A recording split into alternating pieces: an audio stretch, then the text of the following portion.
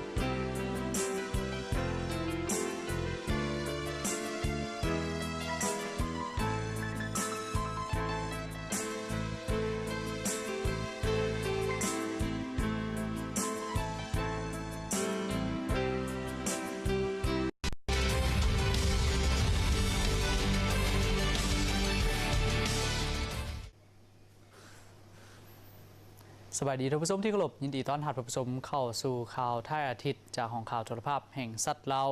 ทวิตนี้ไปติดตามที่ประธานโจเซรามอสโอตาประธานาธิบดีแห่งสาธารณรัฐประชาธิปไตยติมอร์เลสเตป้อมด้วยคณะผู้แทนขั้นสูงเข้าวางพวงมาลาอยู่อนุสาวรีย์นักรบนิรนามในโอกาสที่เดินทางมาเยี่ยมยามรัฐกิจอยู่ลาว